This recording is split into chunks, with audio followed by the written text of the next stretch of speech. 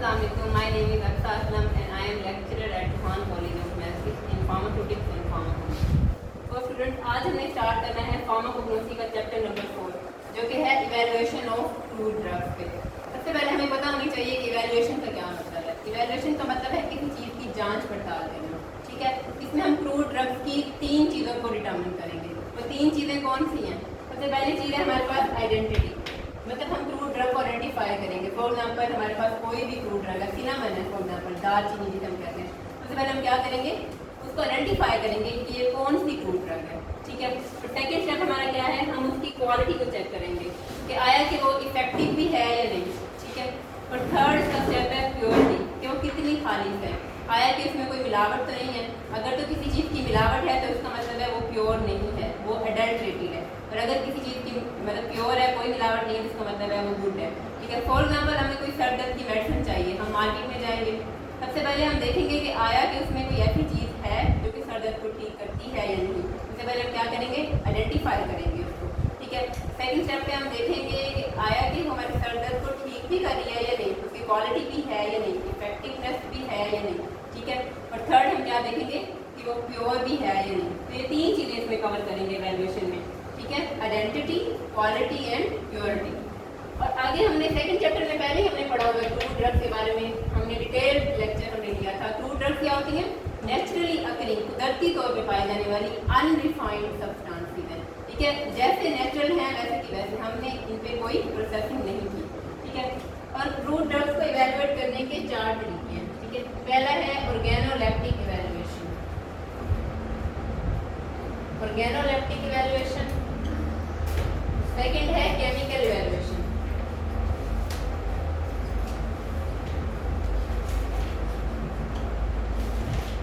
Third है हमारे पास physical evaluation,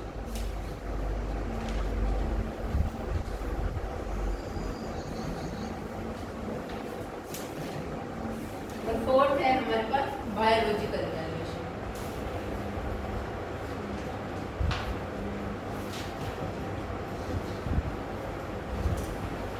हम इन सबको 1 बाय 1 डिस्कस करेंगे। आज का जो हमारा लेक्चर है वो होगा ऑर्गेनोलेप्टिक इवैल्यूएशन पे, ठीक है। हम इसको डिटेल में डिस्कस करेंगे। चलिए स्टार्ट करते हैं ऑर्गेनोलेप्टिक इवैल्यूएशन।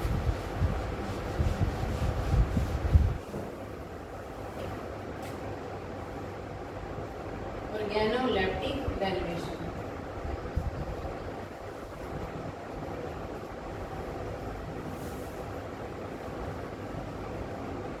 ऑर्गेनोलेप्टिक का जो वर्ड है ये निकला है हमारे सेंसरी ऑर्गन से।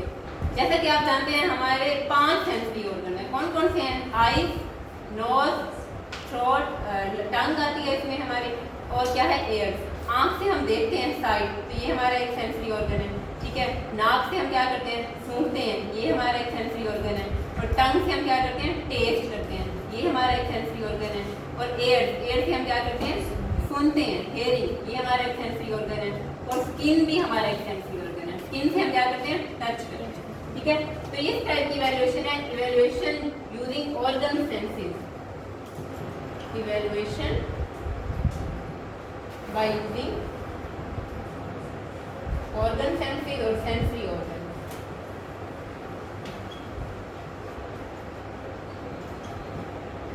इसकी फर्दर 2 टाइप्स की पार्टीशन है, ठीक है। सबसे पहले हम इसमें देखेंगे मॉर्फोलॉजिकल कैरेक्टर्स और सेकंड नंबर पे हम देखेंगे माइक्रोस्कोपिक कैरेक्टर्स। पहले हम डिस्कस क्या करेंगे, study of morphological characters.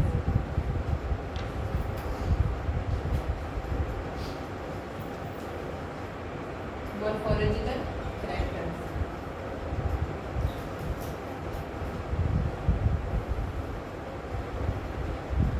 Morphology में उस प्लांट की हम डिफरेंट चीज़ें कवर करेंगे। क्या क्या आ जाएगा मॉर्फोलॉजी में?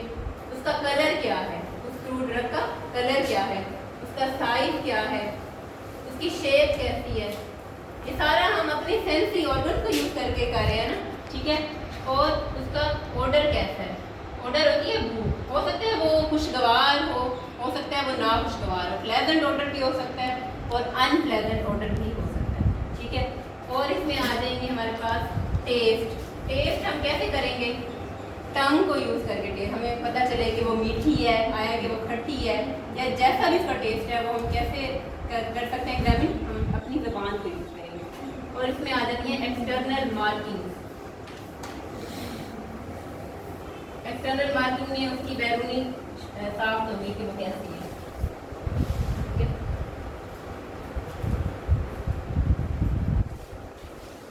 अब इनको हम देखते हैं फर्दर डिटेल में। हमने लास्ट चैप्टर में पढ़ा था क्रूड ड्रग्स की दो तरह की क्लासेस थी, organised drugs and unorganised drugs. इसमें भी एग्जांपल ऐड की हुई है ऑर्गेनाइज्ड ड्रग्स की। ठीक है, कौन कौन सी ऑर्गेनाइज्ड ड्रग्स की एग्जांपल आप पिछले चैप्टर वाली भी ऐड कर सकते हैं, सेकंड चैप्टर वाली। ठीक है, इनकी एग्जांपल में पहला है बार। बार क्या होती है? दरख्तों की छाल। इसमें हम एग्जांपल ले सकते हैं सिनामन की। सिनामन क्या होती है? दालचीनी, वो एक बार है। और इसमें है फ्लावर। फ्लावर की एग्जांपल क्या हो हम ले सकते हैं? क्लोव। क्लोव क्या होती है? लौंग। ठीक है, और आगे हम इसमें एग्जांपल ले सकते हैं सीड्स की, बीज जो होते हैं। इसमें हम क्या ले सकते हैं? Nux vomica. नक्स वोमिका को हम कहते हैं आम ज़बान में कुचला। ठीक है, और इसके अलावा हम क्या ऐड कर सकते हैं इसमें? और इसके अलावा हम इसमें ऐड कर सकते हैं हर्ब। हर्ब में क्या है? पुदीना, इनको हम मिंट लीव भी कहते हैं। और इसमें हम ऐड कर सकते हैं लीव, पत्ते। इसमें कौन सी एग्जांपल हम ले सकते हैं? सेना, सेना एंड तुलसी। तुलसी का नाम आपने सुना होगा, इंडियन कमर्शियल में अक्सर आयुर्वेदा में काफ़ी यूज होती है। इसमें एंटी माइक्रोबियल प्रॉपर्टी होती है, ये कफ में अच्छी होती है, ये फ्लू के लिए अच्छी होती है। ठीक है, कॉमन कोल्ड के लिए अच्छी होती है। ठीक है, उसके अलावा ये सेना है, सेना मक्खी भी इसे हम उर्दू में कहते हैं। इसमें लैक्सेटिव प्रॉपर्टीज होती है। ठीक है, एक आप खुशा होती है। आगे हम एक्सटर्नल मार्किंग को थोड़ा डिटेल में देखते हैं। एक्सटर्नल मार्किंग की जो हमने बात की, ठीक है,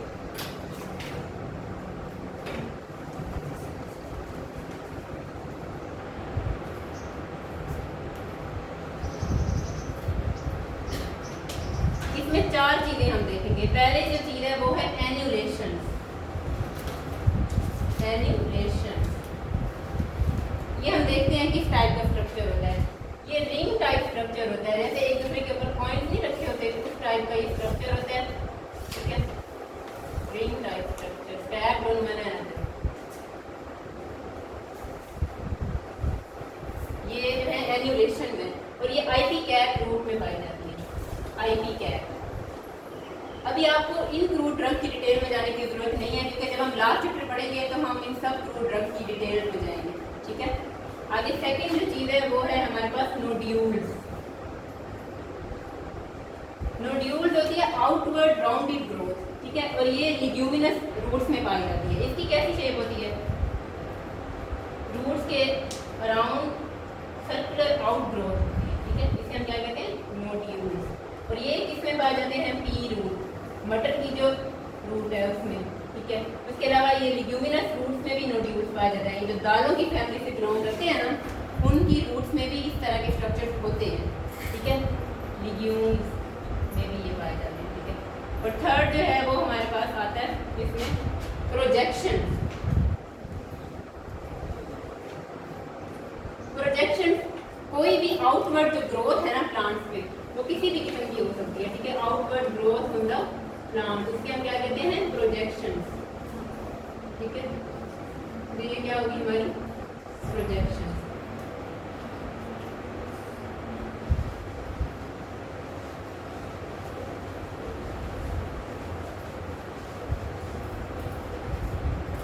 तो ये सब हमारी चीजें किसमें आ रही है? एक्सटर्नल मार्किंग में। एक हमारी एक्सटर्नल मार्किंग रह गई है, उसमें क्या है? रिंकल्स। रिंकल्स क्या होती हैं? झुर्रियाँ। आपने कभी सिनामन या सिंकोना को गौर से देखे? उसमें दरारें सी होती हैं, जैसे रिंकल्स होते हैं उसके स्ट्रक्चर में। अगर आप एक्सटर्नली उस पर गौर करें तो उनके हम क्या कहते हैं? रिंकल्स। ये किस में होते हैं? सिंकोना में होते हैं। सिंकोना बार में पाए जाते हैं। इसके अलावा अगर आप मिंट लीफ को गौर से देखें ना, पुदीने के पत्तों को, उसमें भी इस तरह के स्ट्रक्चर होते हैं, रिंकल्स होते हैं। ठीक है, और आगे हम सेकंड डिस्कस करेंगे स्टडी ऑफ माइक्रोस्कोपिक फैक्टर्स। उससे पहले हमने टेस्ट को भी देखना है कि हम डिफरेंट फ्रूट ड्रग का डिफरेंट टेस्ट होता है। ठीक है, इसमें हम देखेंगे कुछ क्रूड ड्रग्स का होता है पंजेंट टेस्ट, बहुत तेज तीखा जायका होता है, ठीक है। और कुछ क्रूड ड्रग्स का होता है स्वीट टेस्ट, मीठा जायका, मिठास होती है उसमें, ठीक है। और कुछ क्रूड ड्रग्स का होता है ब्लैंड टेस्ट। ब्लैंड का क्या मतलब है? बहुत लाइट सा, कोई प्रॉपर टेस्ट नहीं होता, ठीक है, हल्का सा टेस्ट होता है ब्लैंड। एग्जाम्पल देखते हैं अब इनकी। पंजेंट टेस्ट में कौन सी क्रूड ड्रग आ जाएंगी? जिंजर, अदरक। आपको पता है जिंजर का बहुत तेज जायका होता है, ठीक है। और इसके अलावा हम इसमें ऐड करेंगे कैप्सिकम। कैप्सिकम क्या होती है? शिमला मिर्च।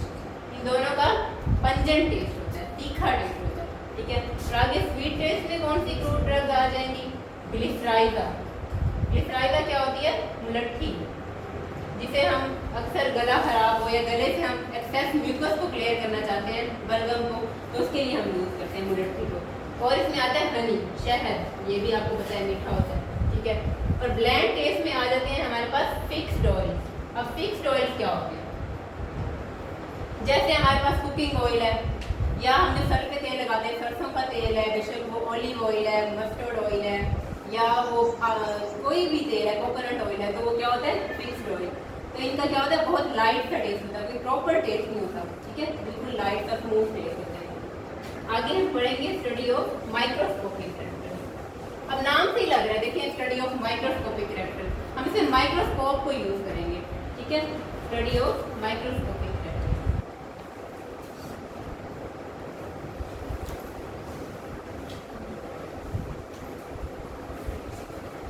Study of microscopic.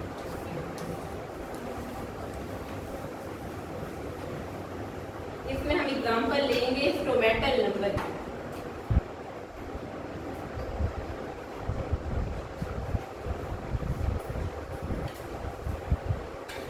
सबसे पहले आप ये देख लें कि हम इसमें करेंगे क्या माइक्रोस्कोपी में। ये माइक्रोस्कोपिक कैरेक्टर में हम क्या करेंगे? क्वांटिटेटिव इवैल्यूएशन करेंगे। क्वांटिटेटिव इवैल्यूएशन का क्या मतलब है? कोई ऐसी क्वालिटी है जिसे हम काउंट कर सकते हैं, ठीक है। इसमें हम एग्जांपल किसकी ले रहे हैं? स्टोमेटल नंबर की। क्या आप जानते हैं स्टोमेटा क्या होता है? और सब प्लांट्स के जो लीव्स होते हैं ना, ठीक है, अगर हम उनको माइक्रोस्कोप के अंदर स्टडी करें तो इनमें छोटे छोटे सुराख होते हैं, छोटी छोटी ओपनिंग होती हैं, ठीक है। इनको हम कहते हैं स्टोमेटा। ये क्या है? ओपनिंग्स हैं, ये तमाम पत्तों में पाई जाती हैं। जैसे हम सांस लेते हैं ना, वैसे प्लांट्स भी इन स्टोमेटा के जरिए सांस लेते हैं। क्या करते हैं? वो कार्बन डाइऑक्साइड हवा से जज्ब करते हैं और ऑक्सीजन को खारिज करते हैं हवा में इन ओपनिंग्स के जरिए, ठीक है। और स्टोमेटल नंबर क्या होता है? Number of stomata, average number of stomata